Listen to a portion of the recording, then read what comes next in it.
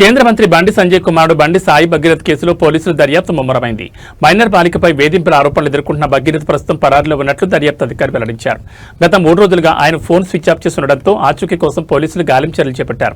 బండి సాయి భగీరథ్ పై నమోదైన POCSO case రాష్ట్ర రాజకీయాల్లో సంచలనం రేపుతోంది. నిందితుడు భగీరథ్ గత 3 రోజులుగా అందుబాటులో లేరని, ఆయన కోసం ప్రత్యేక బృందాలు గాలిస్తున్నాయని విచారణాధికారి రితిరాజ్ తెలిపారు. ప్రస్తుతం భగీరథ్ కాల్ డేటా రికార్డ్స్ ను పోలీసులు లోతుగా విశ్లేషిస్తున్నారు. ఈ కేసులో ఇప్పటికే బాధితురాల నుంచి ప్రాథమిక స్టేట్మెంట్ ను పోలీసులు రికార్డ్ చేశారు. అయితే మరిన్ని కీలక వివరాలు సేకరించాల్సి ఉన్నందున మరోసారి ఆమె స్టేట్మెంట్ ను రికార్డ్ చేసే అవకాశం ఉందని దర్యాప్తు అధికారి పేర్కొన్నారు. భగీరథ్ ఎక్కడ ఉన్నాడో కనిపెట్టేందుకు సాంకేతిక పరిజ్ఞానాన్ని వాడుతున్నామని, త్వరలోనే ఆయన అదుపులోకి తీసుకుంటామని పోలీసులు ధీమా వ్యక్తం చేస్తున్నారు.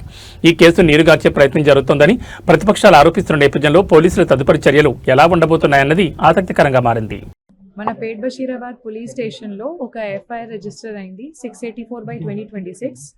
ఈ రోజే నాకు ఆర్డర్స్ వచ్చింది ఈ కేసుకి రిజిస్ట్రేషన్కి సూపర్విజన్ చేయడానికి. అందుకే నేను ఈరోజు పేట్ బషీరాబాద్ పోలీస్ స్టేషన్ వచ్చాను.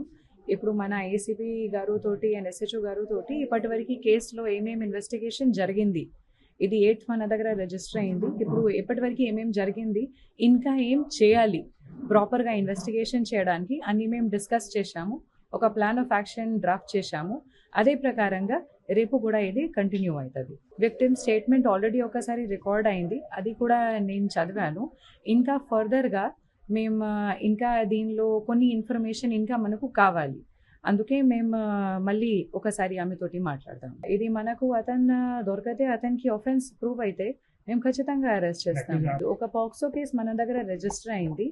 పాక్సో కేసు రిజిస్టర్ అయిన తర్వాత ఇప్పటివరకు చట్టం ప్రకారంగా ఏమేం కేసులు చేయాలి, లాస్ట్ 1-2 డేస్లో కూడా మన వాళ్ళు చాలా ప్రయత్నం చేసి అన్ని డాక్యుమెంటేషన్ కలెక్ట్ చేశారు.